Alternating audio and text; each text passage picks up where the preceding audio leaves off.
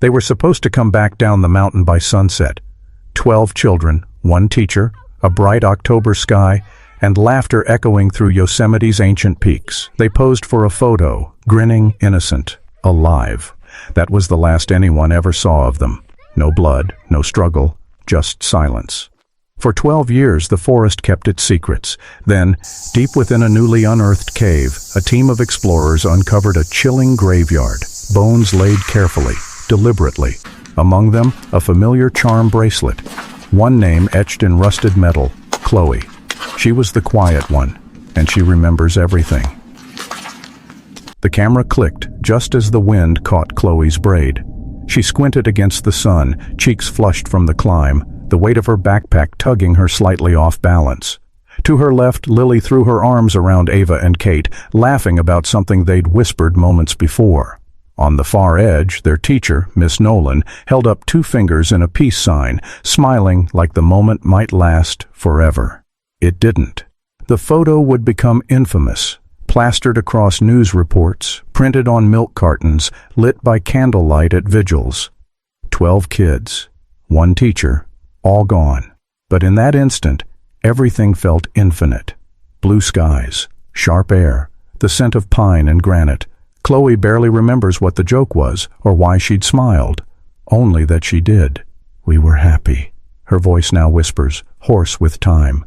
I remember that. The image hangs frozen before us, faces full of life. Now, ghosts. Smash cut to darkness. A flashlight beam cuts through dust-heavy air. The cave's walls are slick and ancient, veins of black rock shimmering like oil. A gloved hand brushes aside rubble, revealing the edge of something pale. Bone. Another beam joins it. A gasp. Then silence. 12 skeletons, arranged in a half-circle, heads tilted skyward. Some still clutch small belongings, plastic.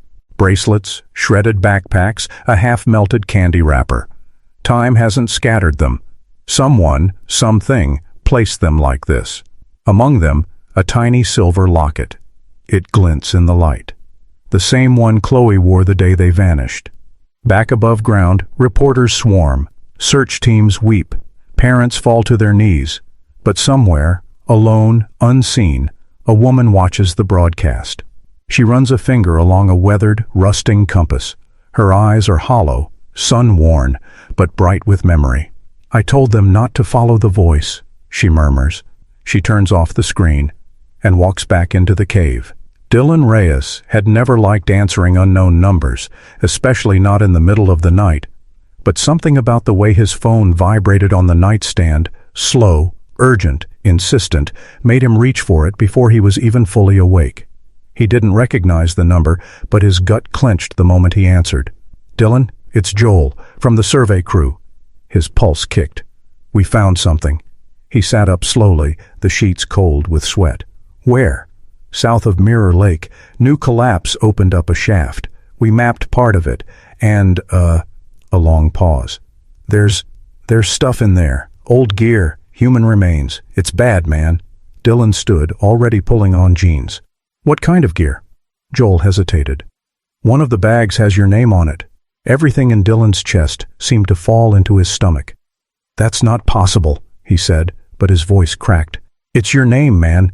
Dylan Reyes, sharpied on a green Northridge pack.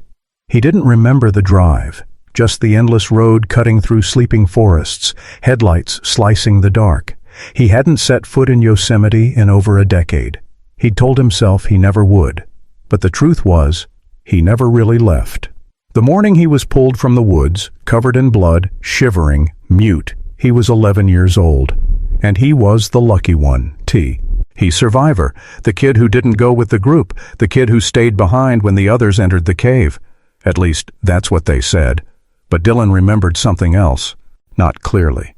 Fragments, screams swallowed by stone, a girl's voice, soft, determined. Chloe's voice. Don't listen to it. Don't look at it. And now, his name, in a place no one should have ever found. He gripped the wheel tighter as the road climbed toward the peaks. 12 years ago, he'd buried every part of that day. Now the mountain was opening its mouth again, and it remembered his name. The mouth of the cave wasn't natural. Dylan could feel it before he even saw it. The rock formation jutted from the forest floor like a wound in the earth, half swallowed by moss and overgrowth. Around the edges, the granite had warped unnaturally, as if the mountain itself had twisted in pain when it opened. Joel stood nearby, gear strapped to his chest, holding back a tarp that barely covered the entrance. "You sure you're ready for this?" Joel asked. Dylan didn't answer. He stepped forward and ducked into the dark. The air changed instantly, colder, older, like stepping into something ancient and waiting. He flicked on his headlamp. Light spilled across jagged walls and damp stone, picking up faint carvings on the surface. Not animal claw marks, not erosion. Symbols. He froze. Simple, looping etchings. Some resembled eyes. Others looked like spirals or suns with too many rays. Primitive. Deliberate. Wrong. He'd seen them before. 12 years ago. Flashback. October sunlight streamed through the trees. The kids moved in a loosely clustered line, backpacks bouncing as they followed Miss Nolan's voice. "Stay close. We'll break for lunch when we reach the river bend." Chloe lingered near the back, her gaze trailing along the trunks. That's when she saw it. A strange symbol carved into the bark of a redwood, circular, crossed through the center. Not a ranger mark, not natural. "Miss Nolan?" she called. But the teacher didn't hear. Chloe looked behind her.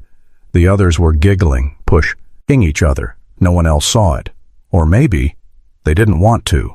Back in the cave, Dylan reached out and touched one of the wall carvings. It was warm. A low hum vibrated through his fingers. Faint, almost imperceptible, like the stone was breathing. He stepped deeper inside, past the threshold. The cave seemed to widen unnaturally, swallowing the light behind him. His breath clouded in the frigid air. Behind him, Joel whispered, "What is this place?" Dylan swallowed. "The beginning," he said, and they kept walking. Darkness pressed against her like a second skin. Heavy, wet, breathing. Chloe sat with her back against cold stone, knees drawn tight to her chest. She gripped a cracked compass in one trembling hand, its needle spinning slowly, aimlessly, like it had given up. The humming helped. She barely remembered the words, but the melody stayed, a lullaby her mother used to sing during storms. "Down, down where the wild roots sleep. Hush now, baby, don't you weep." Her voice was quiet, barely above a breath, but it echoed, too loud, off the cave walls. She flinched. Silence. And then, a faint drip, drip, drip deeper in the cave. She pressed her palm against the compass to muffle the sound. The cracked glass cut her skin. She didn't care. It anchored her. A pain she could control. The others were louder. She thinks now, her voice aged, quiet, reflective. They laughed. They yelled. They screamed. I stayed quiet. That's how I lived. 12 years ago, she had curled into the smallest version of herself, hiding behind a jagged rock shelf after the third set of footsteps vanished. They had followed the sound. A voice, not quite human. It had whispered promises, called them by name. Some ran, some walked, hypnotized. But Chloe stayed. She stopped responding to her name after the second night, stopped talking altogether. The voice didn't like silence. It hated stillness. So that's when she learned the cave had rules. She memorized them like scripture. Don't follow echoes. Don't trust the light if it moves. Never speak your name aloud. The compass spun again, jerking once to the right before drifting. Her stomach growled. She chewed pine bark last night. It made her sick, but the hunger helped her stay awake. Stay awake, stay alert, stay invisible. Somewhere deeper in the dark, a stone shifted. Not water, not natural. Her breath caught in her throat. She pressed her back flatter to the rock and whispered the melody again, quieter this time. Down, down, where the wild roots sleep. And the voice in the dark did not sing back. Not tonight. 12 years ago, her mother's face had been everywhere. News anchors framed her grief in cold rectangles, her voice trembling through speakers in hotel lobbies, living rooms, gas stations. America watched a woman unravel live, frame by frame, makeup streaked, eyes red-rimmed and vacant, pleading hands clutching a photo, Chloe at 11, missing her 2 front teeth, wearing a purple hoodie. Please, if anyone knows anything, please bring my daughter home. That clip played again tonight. On a flickering TV in a dusty motel lobby, wedged between coverage of local wildfires and a celebrity DUI. The footage hadn't aged, but Chloe had. She watched from the shadows near the vending machines, hood pulled low, hands tucked deep in the sleeves of a threadbare coat. No one noticed her. No one ever did anymore. The reporter's voice cut through the static. The Yosemite 12 still missing after all these years. New cave discoveries raise fresh questions and old fears. Chloe's eyes didn't blink as her mother appeared again, this time older, grayer, thinner. She still held the same photo. Still begging. 12 years of begging. Chloe pressed her fingers to her lips, silent. She had written letters once, burned them after reading. Never mail. Not a single one. What would she say? "Hi, Mom, I'm not dead. I just never came back." The image cut to stock footage of the mountain, wind sweeping through tall trees, the trailhead where they were last seen, the rock cliff where they took that final photo. A moment frozen in time. The screen faded to black, replaced by an ad for arthritis pills. Chloe stood slowly, her joints cracked from hours of stillness. She pulled her coat tighter around her and turned toward the motel door. Outside, the air was thick with ash and coming rain. Behind her, the TV crackled again, just for a moment. Not static. Something like humming. She didn't turn around. The ground shifted beneath Dylan's boots without warning. 1 second, he was stepping carefully along the cave's narrow path, feet placed deliberately between jagged outcroppings, headlamp casting long, nervous shadows. The next, the slick stone betrayed him. His leg slid out from under him, and he went down hard, skidding sideways down a slope of loose gravel. He slammed into a pool of icy water. The impact stole his breath. Darkness swallowed the light for a moment as his headlamp dipped beneath the surface. Cold enveloped him. He scrambled back, coughing, boots scraping rock until he dragged himself onto a narrow ledge beside the channel. Then he saw it. Something white beneath the surface. Not rock. Not stone. Bone. A partial ribcage. Slumped sideways. Half buried in sediment. Dylan's pulse thudded in his ears. He leaned closer. Not just one. 3 separate shapes. Skeletal, small, child-sized. The water ran silent around them, like it was keeping a secret. 12 years earlier. The kids splashed near the mouth of the river cave, laughing as icy runoff sprayed from a waterfall. "We're not supposed to go in there," Chloe had warned, arms crossed, standing at the edge. Ava tossed a pebble into the current. "It's just water." "You scared?" "No," Chloe muttered. But she was. The entrance to the cave gaped like a throat. Mist curled out from it in slow, lazy spirals.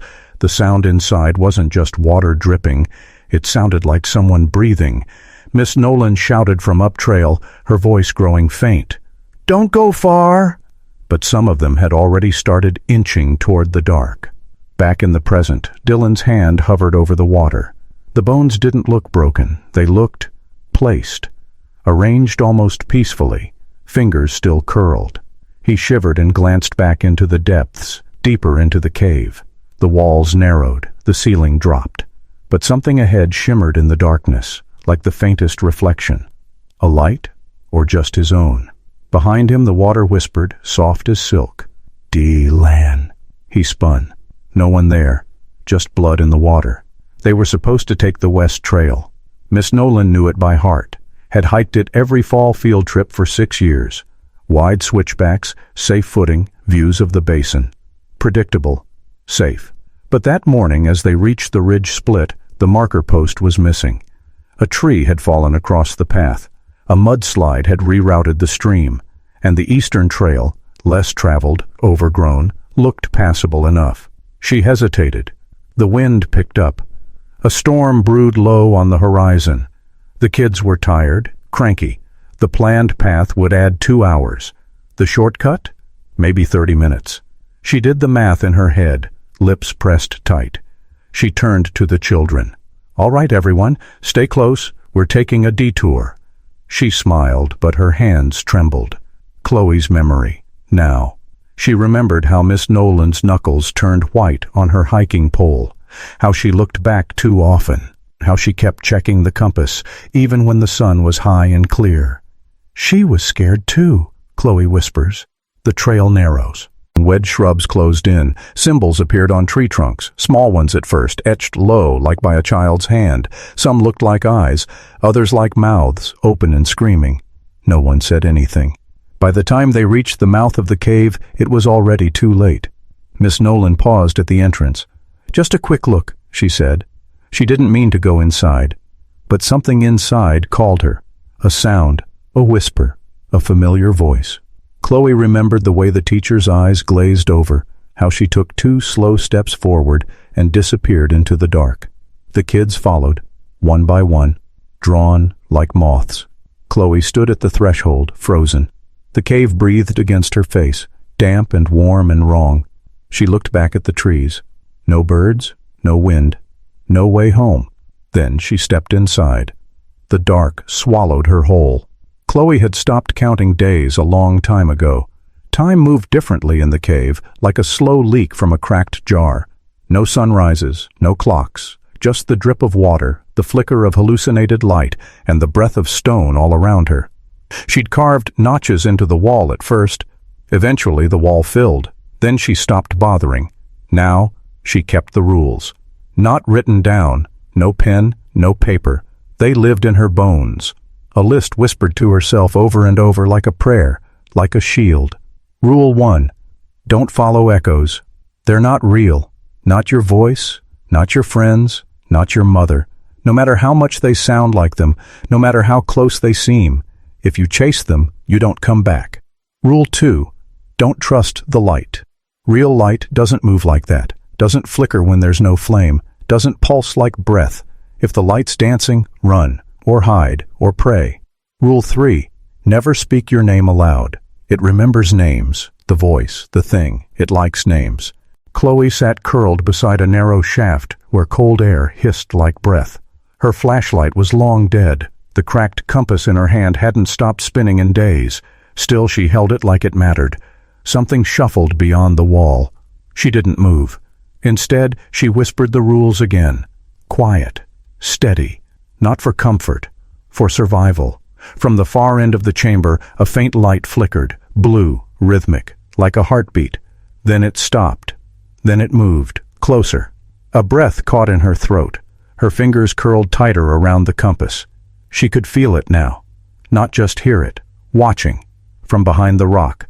Above the shaft. Maybe behind her. She didn't turn. She'd learned one last rule. Don't look at it. Ever. A small breath of wind stirred her hair. Chloe closed her eyes and began to hum. Not a lullaby this time, but the cave's melody. The cave narrowed like a throat. Dylan ducked under a jagged arch, breath hitching as his backpack scraped the stone. Joel's light was behind him, flickering and distant, swallowed by distance and rising condensation. They hadn't spoken much in the last half hour. The silence between them grew heavier with every step. The deeper they went, the more the air shifted. It felt wrong, thicker, like they were walking into something that breathed. Then he saw the wall. It was slick with condensation and soot, but beneath the grime, lines emerged, scratches, names. Not carved with a knife, but something rough, jagged. His headlamp caught the first one, AVA, then another, Kate, Mason. The letters were uneven, desperate. Some scrawled sideways, others overlapping, some marked with X's, others circled. There were 12 in total. Dylan's stomach twisted when he saw his own. Dylan, circled once, then crossed out. He backed away instinctively. 12 years ago, they didn't all vanish at once. First it was Mason. He wandered off to Peba High, and a boulder, and never came back. Then Ava followed something she swore was a flashlight beam. When they found her jacket the next day, it was soaked and neatly folded on a rock, like she had undressed before disappearing. Some said they heard her singing afterward. Chloe remembered that. Miss Nolan tried to hold it together, tried to count them every hour, but her voice cracked when she realized the number kept shrinking. 9, then 8, then 7. Panic turned to chaos. Kids sobbed, fought. Some tried to run for the surface, but the way back, it kept changing, as if the cave had decided to swallow them, one by one. Present. Dylan ran his hand over the name, Chloe. not scratched like the others. This one was carved slowly, deeply, a survivor's hand. He knelt, breath tight, eyes stinging with something deeper than dust. The cave remembered them, and now it was remembering him. Behind him, the air shifted. A whisper. His own name. Dylan. Not Joel's voice, not human. Just the cave, calling again. The silence wasn't silent anymore. Dylan stood frozen, one hand still hovering over Chloe's carved name, his breath fogged in the freezing air, curling upward like smoke. Then he heard it. Tap, tap, tap. Soft, uneven, light as fingertips on a piano key. Footsteps, small, barefoot, childlike. They echoed faintly from the corridor to his right, where the stone grew tighter, the light thinner, and the air warmer. He turned, headlamps sweeping across rough walls and pooling shadows. "Joel," he called out. Nothing. The footsteps stopped, then started again. Closer. He stepped forward, unsure if he was chasing the sound or running from it. The tunnel curved downward, claustrophobic. Sweat bloomed cold on his back. Then he saw the wall, a narrow alcove no more than 6 feet wide, but the stone glowed faintly, colored streaks running like veins across the surface. Crayon, red, blue. About yellow dot drawings, faint but unmistakable. Stick figures, children holding hands, smiley faces, trees, a sun, scribbled in jagged gold arcs, then other images, less innocent. A figure with black circles for eyes, tall, spindly, looming behind the kids. One drawing showed it whispering to a group of children. Another had it holding a match. The final image was simpler, a girl alone, crouched in a corner, a single tear drawn in blue sliding down her stick face. Chloe. He knelt in front of the drawing, reaching toward it with slow, reverent fingers. Then, behind him, barely above a breath, "You came back." The whisper didn't echo. It was right beside his ear. Dylan spun, the beam of his headlamp cutting through empty air. No one. Just the slow drip of water, the scuff of his own boots, and the feeling, sharp and sudden, that someone was standing just behind him, watching. The crayon in the drawing started to melt. Or maybe his mind was slipping. But he remembered something now. A voice, a hand pulling him back, a scream he never acknowledged. Chloe. She had stayed. And now, she wasn't alone. Chloe had stopped waiting for rescue by the 3rd day. The others were gone. Swallowed by the dark or taken by it, she no longer knew the difference. Hunger gnawed at her ribs, but it was the cold that nearly killed her. It seeped into her bones, into her breath. She curled in on herself near a crag where warm air vented faintly from deeper tunnels, but it wasn't enough, not to survive. She needed fire. She remembered her father once showing her how to start a flame with a battery and foil, just once. She'd rolled her eyes back then. When will I ever need that? Now, she tore apart her flashlight with shaking fingers, teeth chattering. Her hands were numb. She could barely feel the wires. There were no matches, no dry twigs, just lint in her pocket, the corner of a homework sheet, and the foil backing from a granola bar. She shaped it with trembling hands, touched the ends to the battery. A pop, a spark, a wisp of smoke. Her breath caught. The paper caught flame, small, flickering, defiant. She fed it gently, hands cupped like a prayer. Tears ran down her face, but she didn't blink. She couldn't risk losing it. A tiny defiance against a world that wanted her dead. A memory bloomed, the smell of vanilla cake, the hum of cheap birthday candles burning low. Her mother singing softly, off-key. Her father behind the camera, 11 years old.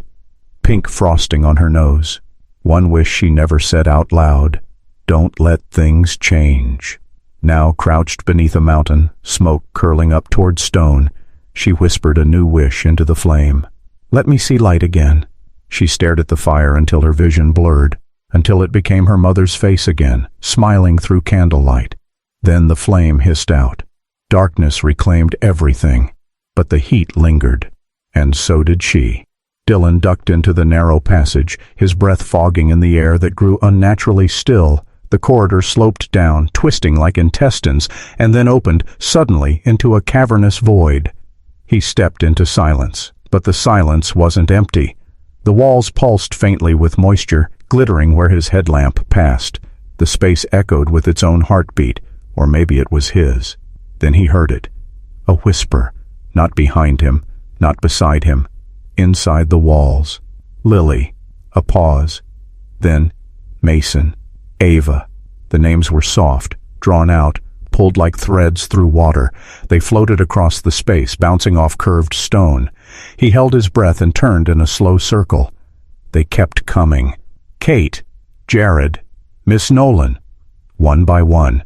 Each name pronounced slowly, reverently, until it sounded like a question, then a warning. His own name didn't come. Not yet. But the final whisper sent a chill down his spine. Chloe. He turned sharply, his headlamp sweeping across the far wall. And there it was. A name scratched fresh into the rock. Not old and weathered like the others. This one was jagged, raw, still flaking with dust. Chloe, etched deep, letters uneven, angry, like the stone had been carved with fingernails. Dylan stepped closer, fingers trembling. There were smudges around it, ash, blood. Then something shifted behind the wall. A vibration, subtle, felt more than heard. He stepped back instinctively, heart hammering, eyes wide. The walls whispered again, this time louder. She stayed. A long, breathy echo followed. She stayed, she stayed, she stayed. He backed toward the tunnel, stumbling over loose gravel. Then the air turned cold, freezing, immediate, and the name on the wall started to fade, as if the cave didn't want him to know. He turned and ran, the whispers chasing him, curling around him like fingers. He didn't look back, because he knew. She was alive. They thought they'd found a way out. It had been 5 days, maybe 6. The air had gone sour. Their food was gone. Water was scraped from the stone walls in desperate mouthfuls. Hope was dwindling faster than their flashlight batteries. Then Ava screamed. A sliver of light, real, not flickering or breathing, leaked from a crack in the stone ahead. The kids bolted toward it, gasping, clawing over rocks. Even Miss Nolan, barely holding herself together, stumbled forward like a child. Chloe followed last, cautious. It wasn't right. The light was too still, cold. It didn't flicker like sunlight through trees or dance like hope. They reached the opening. Mason and Lily squeezed through first, laughing, crying. Miss Nolan turned to the rest, voice cracking with joy. "We're out. We found it. Come on." Chloe hung back. Her fingers brushed the stone, warm. Not from sunlight. Shit from inside. Then she saw it. Not an exit, but a narrow throat of stone leading deeper. No trees, no sky, just another tunnel, this one slick with something black and thick at its edges. Mason's voice echoed down, suddenly distant. "It opens up. I see something, guys. Come." Then a scream. High, wet, cut short. Miss Nolan froze. Lily called out, once. No response. And then, the silence again. That awful, living silence. The cave took its breath back. Now, Chloe's voice. Soft, flat. It looked like a doorway. But it wasn't. It was a mouth. And it had just fed. She had stopped moving. She watched the others scream and pull each other back. Ava was on her knees, shaking, whispering the same word over and over.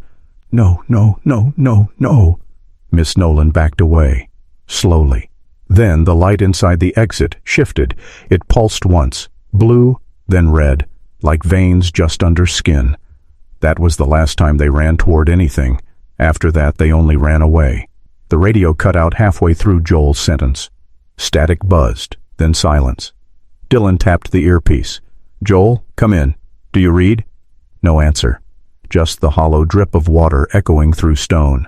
The tunnel he'd followed narrowed without warning, sloping sharply downward, slick with algae and time. The floor beneath him was unstable, a carpet of shale and fragmented bone. He tried the radio again. Nothing. A thin line of panic started to climb his spine. He'd marked every turn, he thought, but the cave changed. He could feel it shifting behind him, swallowing his path, making sure he wouldn't go back the way he came. He didn't shout. That's how people got lost faster. Instead, he moved forward, headlamp flickering, pulse roaring in his ears. Then he saw them. 3 bodies, kneeling in a semicircle, still, small, bones, not fresh. A thin film of mineral dust covered their clothes, shredded remnants of bright colors, now faded to gray-blue shadows. Their hands were clasped tightly together, as if they'd been praying, or bracing. One still wore a plastic bracelet, rainbow beads, cracked and chipped. He stepped closer, breath shallow, heart thudding. Children. The skulls were small, the size of his nieces. A shudder ran through him. He recognized the bracelet, Ava's. She used to make them at recess, gave him one once when he let her cut the lunch line. He dropped to his knees. Chloe's voice returned to him, faint, distant. Some of them stayed still, that's how they thought it wouldn't see them. Their hands hadn't come apart in 12 years. They must have known, somehow, known it was coming. The headlamp flickered again. Behind him, stone creaked, not settling, moving. Dylan rose slowly. The bones stared back, quiet and patient, as if they were waiting for him, as if they knew he was next. The last sunrise Chloe ever saw burned behind her eyelids more vividly than anything in the dark. She hadn't remembered it clearly for years, but sometimes, when sleep edged close or the cave went still enough to dream, it returned. That morning she'd been chewing gum on the school bus, orange flavor. Lily had been braiding Ava's hair, and Miss Nolan hummed quietly in the front seat. Outside, the peaks of Yosemite broke through the trees like the world itself was waking up. The sun rose like fire through mist. Chloe remembered squinting at it, her fingers curled around the cracked window.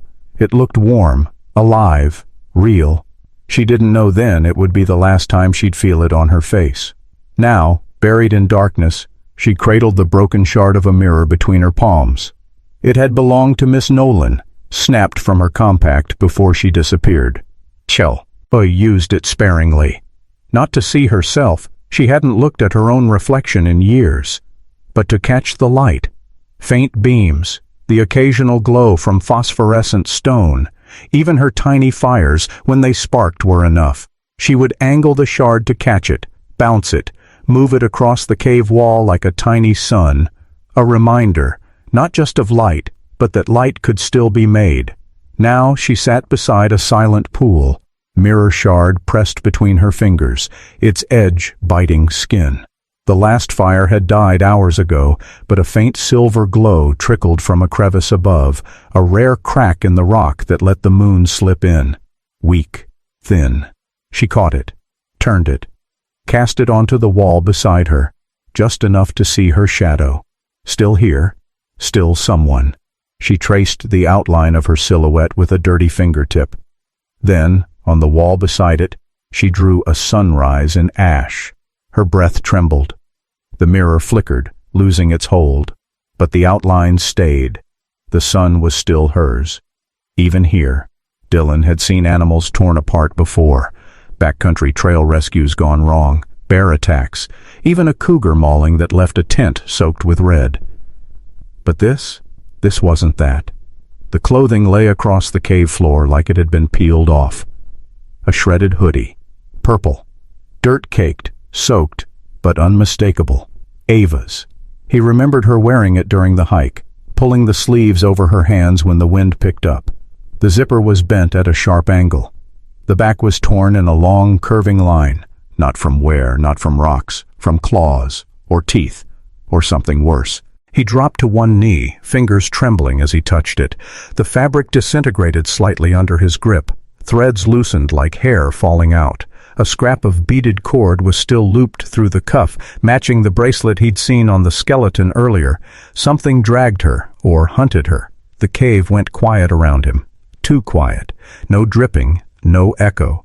Just the dense press of stone and the sudden certainty that he was not alone. Then he heard it again. The breath. Not his. Deeper. Wrong. Like someone inhaling through water, just behind the rock wall to his left. He spun, headlamp shaking as the beam cut through mist. There. Movement. Something shifting between the gaps in stone. Too large. Too smooth. It didn't scurry like an animal or shuffle like a person. It slid. Then silence again. He stood slowly, pulse pounding in his ears, refusing to run. Running was what it wanted. The air thickened. His vision swam. For a second the cave shimmered, like heat haze, and then a shape appeared in the periphery, tall, limbed, watching. He blinked, and it was gone. Gone, or behind him. He didn't call for Joel, didn't move. He just whispered, breathless, "I'm not supposed to see you, am I?" The cave exhaled, one long, shivering gust. The lights flickered, and the thing waited. The walls had begun to speak in symbols long before they whispered in words. Chloe didn't trust her memory anymore. Days blended, tunnels twisted, sleep turned slippery, but she could draw. With ash, with the sharp edge of a broken flashlight, with blood when she had to. She started simple, dots and lines, then turns, landmarks, the cracked ceiling where water dripped like a ticking clock, the vent that breathed warm air, the place where the floor moaned when stepped on.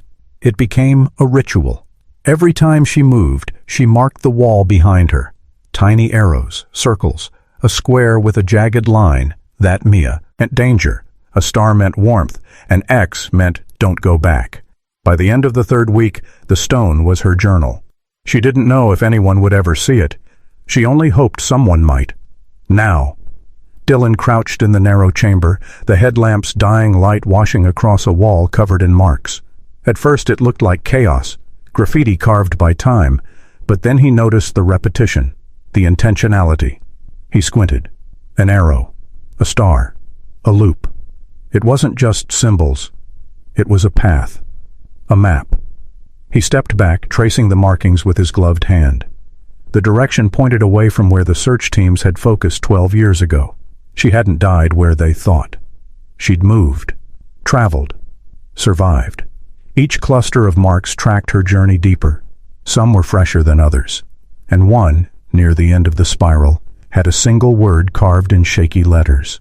Still here. Dylan's throat tightened. The moment felt impossible, but it was real. Not only had Chloe lived longer than anyone believed, she may have never died at all. He whispered her name, and for a breathless second he swore he heard a whisper in return. The opening wasn't wide, just enough for a man to squeeze through on hands and knees, scraping his shoulders against jagged stone. Dylan crawled in, flashlight clutched between his teeth, breath shallow. The air grew thicker, dry, dusty, tinged with the copper of long-dried blood. And then it opened up. A chamber, oval, silent, sacred. He stood slowly, brushing grit from his jacket. The beam of his light passed over the far wall and stopped. Bones, laid out carefully. 6 of them, small, brittle, but untouched by time's usual cruelty. They hadn't collapsed or scattered. They'd been arranged. Each skeleton lay with its hands on its knees, smiling skulls tilted ever so slightly to the right, feet crossed, like a posed photograph, like the school picture from the day they vanished. His stomach turned. He stepped closer, light shaking in his grip. His eyes scanned the positions, heart pounding as realization bloomed. Lily, Ava, Mason, Jared, Kate.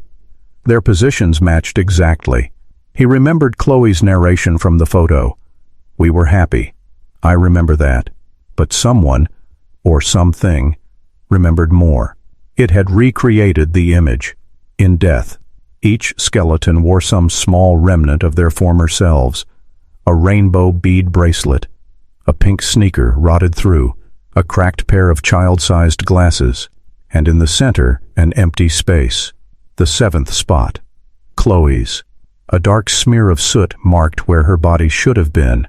But she was not there, not buried, not claimed. Dylan knelt, hand over his mouth, staring into the absence. It wasn't just a grave, it was a monument. A twisted kind of memorial built by something that had watched them, understood them, maybe even loved them in its own horrific way. And one was missing. Chloe had escaped this fate, somehow. Or maybe she was taken elsewhere. Either way, she didn't die here. Not yet. He had always said he hadn't been there. Said he was sick that morning. Said his parents didn't let him go on the field trip. Said he watched it all unfold from home, from news headlines, phone calls, and police visits that painted the tragedy in real time. But that wasn't true. Not all of it. Dylan sat in the dark chamber, hands trembling, his back pressed against the cave wall. The bones still lay behind him in their silent formation. But it wasn't them he was seeing anymore. It was the sun. That morning, the cold seat of the school bus, the scent of gum and wet hair and excitement. Lily leaning over, whispering that he looked nervous. Jared joking about how Dylan always hated field trips, the sharp turn near Glacier Point, the way Chloe had clutched his hand when they reached the overlook. And then, the ground. It broke. A scream, weightlessness, cracking stone. Hands pulling him. Not Chloe's, not Miss Nolan's, someone else's. An adult, maybe a ranger, maybe a rescuer. A man with rope and gloves and panic in his voice. "Got one. Pull him up." He was lifted, while the others fell. Dylan blinked, breath jagged. The truth struck like a gut punch. How his brain had walled it off, buried it deep beneath a decade of guilt and denial. He wasn't absent. He was saved. And he hadn't tried to go back. Not once. He had lied for 12 years, not to deceive, but to survive. And now, standing in the middle of their graves, that survival felt like a betrayal. He was supposed to be one of them. Instead, he left them behind. He pressed his forehead to the cool stone and let the guilt crash through him, cold and merciless. Not just survivor's guilt, something worse. He had forgotten them. Until now, Chloe had waited until the others were asleep, or too weak to stop her. Miss Nolan was the last to speak that day. Her voice had thinned into something brittle, more cough than language. She had muttered something about light, about listening for the water. Chloe had nodded, pretended to understand. Then she packed what was left. Half a protein bar, a cracked flashlight with a flickering beam, and the mirror shard. No shoes. She walked barefoot, feeling every stone, every echo. Her feet bled, but she kept moving, upward. That was the logic. Light came from above, and she did find a way, narrow, jagged, real. She climbed. Rocks sliced her palms, her knees buckled, she almost slipped, but she reached a ledge. And for the first time in days, she felt wind. She pressed herself against the gap, ragged and thin, like a gash in the world, and gasped. The sky. Pale gray, a storm sky. But it was sky. Her hand reached through the crack, fingers open, like she expected someone to take it, pull her out. But no one came. She called, screamed even. Nothing. No echo. Just a silence that swallowed every sound. She tried to climb higher, but the ledge crumbled. The rock face cut back, and the sky disappeared like a trick of the eye. Gone. Like it had never been there at all. She fell. Not far, but far enough. When she hit the cave floor, the mirror shattered. Her breath left her in one sharp exhale. And then, only the sound of dripping water again. Now, in the present, her voice breaks through the memory. Aged, raw, as if dragged from her throat. I tried to leave. She runs her finger along the cave wall, over the faded scratch marks she'd made that day. I waited for you. And in the darkness, she still does. Dylan emerged from the cave like a man reborn. Mud-caked, eyes wild, heart still beating in someone else's rhythm. Rescue crews swarmed him. Helicopters thundered overhead. Someone. He pressed water into his hand. Another wrapped him in a thermal blanket, asking questions he couldn't process. But the only thing he said was, "She's still alive." The paramedic blinked. "Who?" He didn't answer. They flew him back. They debriefed him. And then the silence began. The first sign was the report, the official one. He read it in the hospital 3 days later, printed on thick white paper, full of sanitized language. No signs of additional remains beyond the previously recovered skeletal evidence. Tunnel unstable, further exploration halted. No conclusive evidence of surviving parties from the 2013 disappearance. Dylan stared at the page, his hands going numb. They had buried it. The bones he'd found. The wall map. The bracelet. The whisper in the dark. All of it. Gone from the record. Then he remembered something else. 12 years ago, after the search was called off, a man in a suit had come to their school. He had talked to the students, said they were making sense of what happened, just questions. But Dylan remembered now. That man had taken him aside and told him not to speak. You weren't there. You stayed home. That's what you remember, understand? Dylan had nodded. He hadn't understood then, but he does now. Back in the hospital room, he shut the report and stared out the window. Someone wanted the truth buried, and they had started with him. The only question now was, why? They weren't just Chloe's. That was the first thing Dylan noticed when he went over his cave photos again, this time frame by frame, zooming in beyond the obvious. The drawings were layered. Chloe's symbols were sharp, frantic, written in desperation. Stars, arrows, spirals. But underneath them, carved deeper, were older etchings, faded, worn by time and water.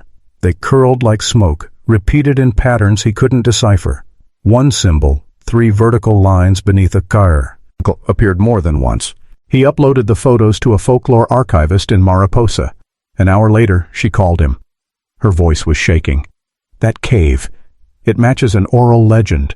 My grandmother told it to me when I was a child. Dylan's heart pounded.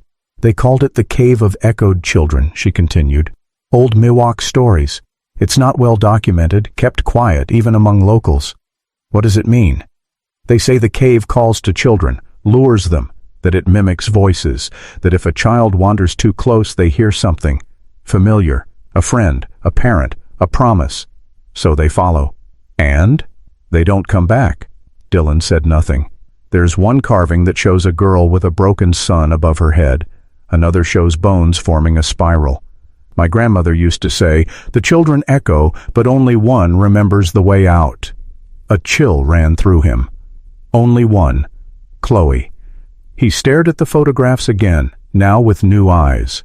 The markings weren't just a survival map, they were warnings. Ancient, ignored, repeated, just like before. Something in that cave wanted children, and someone in the present had let it happen again. The tunnel narrowed, then widened again like a throat finally exhaling. The air changed, less stale, more lived in. And then Dylan saw it. A chamber, half hidden by jagged stone. Shadows danced. Dozens of candles flickered against the walls, some melted down to bone-white nubs, others freshly lit. Their flames made the carvings ripple, warping the symbols he had come to recognize as Chloe's. Except now, there were new ones. Symbols he didn't recognize. He stepped through the threshold. And she was there. Chloe, older, thinner, caked in soot and silence. Her hair hung in tangled ropes past her shoulders. Her eyes were dull silver, but alive, alert like a cornered animal. She stood behind a line of salt across the cave floor, barefoot, dressed in a patchwork of fabric and survey. Eyeball. She held something in her hand. A shard of mirror bound in twine. Dylan froze. He couldn't speak. For a moment, neither could she. Then, barely louder than the wind, "You took too long." The sound of her voice hit him like a strike to the chest. Adult. Hollow. But undeniably her. He stepped forward. She flinched back. "Don't," she said sharply. He stopped. Hands up. "Chloe, it's me. Dylan." She blinked. That name lived in her, but so did doubt. "I know," she whispered, "but I don't know if you're real." A beat passed. Then quietly she added, "Sometimes it sends voices. It sent the others before." He swallowed. "I'm not a voice. How can I be sure?" He lowered to his knees, slowly, gently. "Because I remember the song you sang on the bus. Winding River. You said it made the mountain feel like home." Her lip trembled. Her hand gripped the mirror tighter. One candle blew out, then another. The cave breathed. "I've been listening to echoes for 12 years, she said, voice shaking. "And this is the first time one came back for me." Chloe didn't move from behind the salt line. Her body remained still, but her eyes, they flickered like candlelight, alive with something Dylan couldn't yet name. Grief, anger, maybe both. "You forgot us," she said. Dylan froze. "No, I didn't. I was told I wasn't there. I thought you were there." Her voice was flat. "You held my hand when we reached the ridge. I remember the ridge more than I remember my own mother's face. He swallowed. I didn't remember until I came back. You left us. She said it so simply, like reciting fact, like saying, fire burns, stone sinks, people leave. He moved to speak, but she raised the mirror shard between them. Not as a weapon, but as a reminder. I waited. For days. For months. For years. I counted the time by dripping water, and by dreams, until the dreams started. Talking. Dylan stared at H. Yeah. What dreams? She smiled, but it wasn't relief. It was resignation. They whispered that the others were cold, that they needed warmth, that they couldn't sleep. A pause. I thought if I buried them, they might rest. If I protected their dreams, maybe they could stay beautiful. His breath hitched. You buried them? I cleaned them, she whispered. I laid Lily's hands just like she used to when she prayed. I crossed Jared's feet. He liked to sit like that.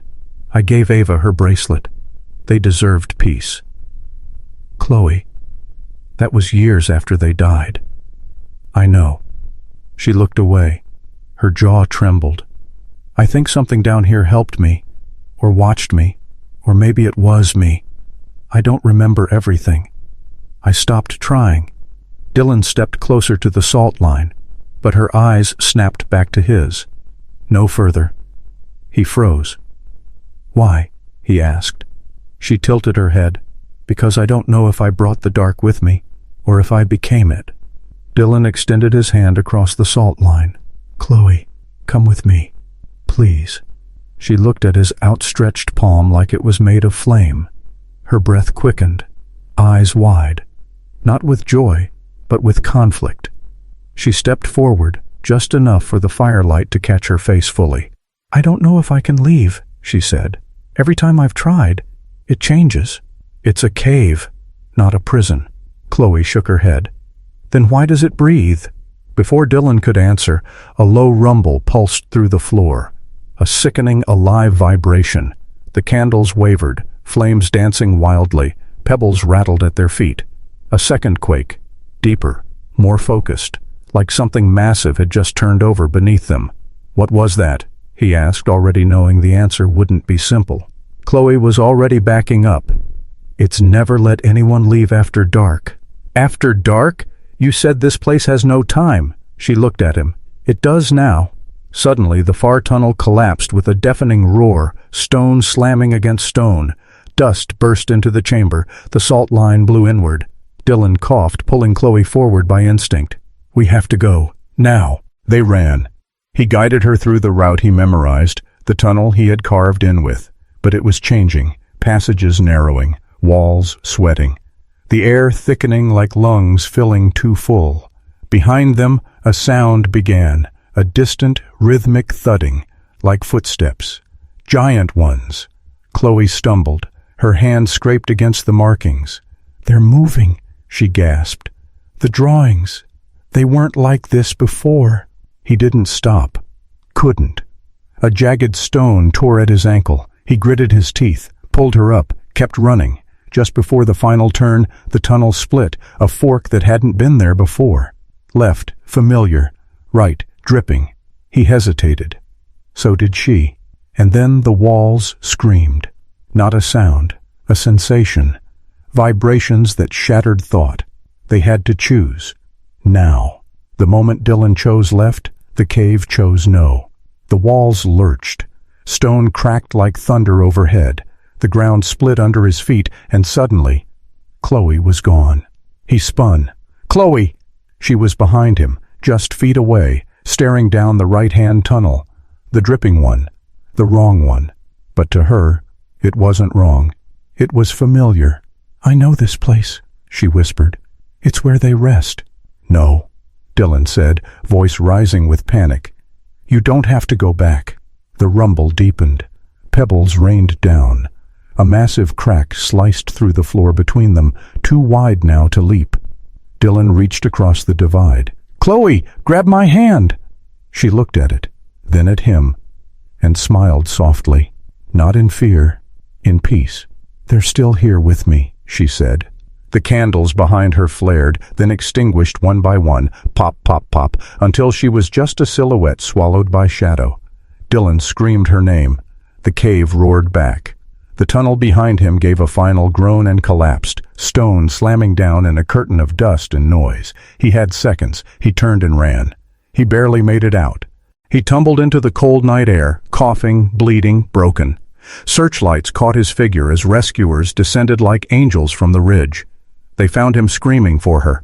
"She's still in there." They rushed toward the mouth of the cave, but the cave had made its decision. Behind him, the entire entrance collapsed in on itself, rock after rock, sealing shut like a tomb. Silence. Just the wind again. Dylan fell to his knees, and far beneath him, the cave exhaled, slow and final. She was gone, but not lost. She had simply returned. The excavation lasted 3 days. Federal crews arrived with seismic scanners and ground-penetrating radar. Media vans lined the edge of Yosemite, their satellite dishes slicing the skyline like bayonets. Drones buzzed overhead. Men in suits stood with arms crossed, faces unreadable. But Dylan just watched. He refused to leave the site, even as his legs shook, even as the medics tried to sedate him, because he knew what they wouldn't find. They pulled 3 skeletons from the lower chamber. Carefully, reverently. Ava, Lily, Jared. All 3 arranged precisely, like someone had tucked them into stone. Each family was notified with quiet knocks and trembling voices. Mothers screamed. Fathers collapsed. Time folded in on itself. 12 years of grief rushing back like it had never left. News anchors called it a miraculous breakthrough. Experts claimed cave-ins, exposure, misadventure. Old theories were dusted off and presented as truth, but Chloe's body was never found. Not a tooth, not a thread of clothing, nothing. Only the crude maps she had carved into the walls, and the shallow altar near the drip pool, where something had once flickered. A fire, a shrine, maybe both. Dylan stood near it that last evening. The final recovery crew packed up. The site was sealed again. The officials deemed it unstable. The case was declared closed. Yet Dylan stared at the cave's breathless mouth one last time and whispered, "You kept her." No one responded. No one had to, because he saw the symbol etched into the last boulder they pulled free. 3 vertical lines beneath a circle, freshly carved, not hers. Some things don't stay buried. Some things wait, and some things choose who gets to leave. The headlines came fast, loud, and wrong. Mystery solved. Lost children of Yosemite victims of natural disaster. Cave-in ends. 12-year cold case. No foul play suspected. Local man found alive amid collapse. Offers no comment. News anchors smiled for cameras as they peddled certainty like gospel. Footage of the forest played behind them. Bright green, birdsong overdubbed, like the mountain had been merciful. They called it an accident. A tragedy, yes, but a natural one. The real story, the one carved into stone by a forgotten girl, never made it past the editors. Dylan watched in silence. He gave no interviews, not to the reporters who waited outside his motel, not to the documentary producers waving 6-figure checks, not to the blogger who called him the miracle witness. He spoke to no one. Because the truth wasn't something he could explain. Not in words, not in sound bites. It lived inside him now, feral and quiet, like a creature adjusting to light after too long in the dark. Back at home, he kept the cave sketches in a locked drawer. He started copying the markings from memory, over and over. Spirals, stars, symbols. One night, he found himself drawing the same thing she had, 3 vertical lines beneath a circle. Over and over and over. They invited him to the memorial service. He didn't go. He couldn't stand in front of grieving families while the truth was being edited into a neat little tragedy. The truth wasn't clean. It was still alive. Somewhere in those mountains, somewhere beneath the stone, watching, waiting, and echoing in the parts of him that would never fully leave that cave. The journal wasn't a notebook. It was a wall. A flat stone face deep in the first arm of the collapsed cave, rediscovered months later by a geologist surveying after a minor tremor. He took a photo. Someone on the review team recognized the markings. They called Dylan.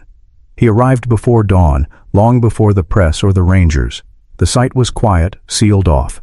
Just him and the echo of something waiting beneath the earth. The chamber had split slightly in the aftershock, exposing a crawl space, and there it was. Chloe's diary, carved in charcoal, soot, dried blood, even fingernails when she had nothing else. Not in paragraphs, not even in order. Just raw, tangled fragments of a mind unraveling and reassembling itself over 12 years. The dark hums lullabies when the silence gets too cruel. They sleep near the water now. Lily doesn't blink anymore. I remember snow, but I don't know if it ever existed. Today I forgot what color my mother's hair was. Jared says I talk in my sleep. But Jared is bones now. The walls were full, overlapping. A spiraling monologue from the inside out. Poetic. Mad. Heartbreakingly lucid. Dylan's hand hovered over the last corner, the most recent writing, carved darker than all the rest. It was recent. Very recent. Too recent. The charcoal wasn't even smudged. It read, I thought I would be afraid to forget them, but now I fear remembering more. The cave doesn't keep the dead, it keeps the ones who belong. And then, at the very bottom, barely scratched in, to the rock, the final line. One day, they'll all return. Dylan stared at it for a long time, not because it shocked him, but because, deep inside, he believed her. And somewhere out in the wild, in the maze of veins beneath Yosemite, she was still writing. It had been 6 months since the cave sealed shut for the last time. Dylan lived alone now. He didn't return to the city, didn't reconnect with old friends. The mountains had changed something in him, hollowed out the noise, sharpened the quiet. Some nights, he still dreamed of the cave, but other nights, he didn't dream at all. He just heard things. He was brushing his teeth when he noticed it. A soft sound, faint and low, threading through the bathroom vent. At first, he thought it was the wind, then a pipe, then maybe the refrigerator humming through the wall. But it was none of those things, because it had a tune, slow, gentle, childlike. A melody once whispered between two kids on a long-forgotten school bus. Winding river, slow and wide, take me where the dark can't hide. He froze. The toothbrush dropped into the sink. He stepped closer to the vent. The sound continued, clearer now. A girl's voice, humming the birthday song she'd made up herself. He remembered it. Chloe used to sing it with her eyes closed, swaying gently like a candle in the wind. Make a wish, don't tell the trees. Keep it safe, where no one sees. He backed away, heart racing, skin cold. He ran to the basement, traced the ducts. Nothing. No speakers, no neighbors close enough, just silence. Until he stood still again. And the humming returned, now faintly behind him, not through the walls, but from inside the air itself. He didn't scream, didn't panic. He simply stood in the middle of the room, arms at his sides, listening to her song fill the space like fog, because deep down, he understood. She never left the cave. The cave. He came with her.